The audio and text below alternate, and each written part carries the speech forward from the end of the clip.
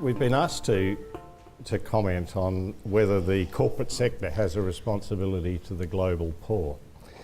And I'm afraid to say that the strict technical answer is no.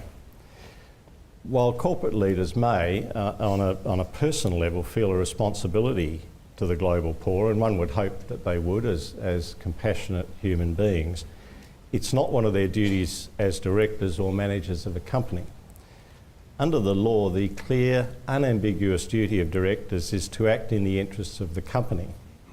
Now, in certain specialised cases, the law is wider and gives directors additional duties. And one of those, for example, is in life insurance, where directors also have a duty to look after the interests of the policyholders. But nowhere is it suggested that directors or managers' duties include being concerned about the poor. Now, 15 or 20 years ago, that would have been the end of the discussion here in Australia. I remember, for instance, when Prime Minister Howard made a statement, I think it was in the late 1990s, suggesting that companies had a responsibility to provide social support.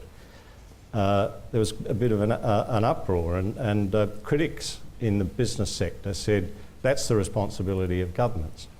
I thought at the time that people had confused social support with social welfare, and in fact I believe that Howard was right, as I'll explain. But fortunately, I don't believe you'd get that reaction in Australia today. There's been a real sea change in respect of the attitude towards corporate social responsibility.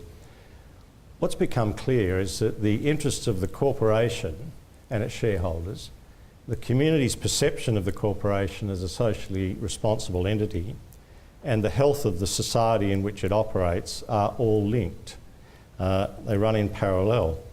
From a strictly commercial point of view, of course, healthy societies are better to do business in.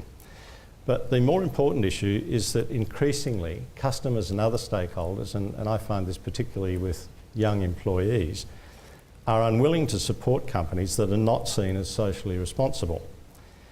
And this development has really created a happy coincidence of interests, or as the title of today's seminar suggests, a win-win situation.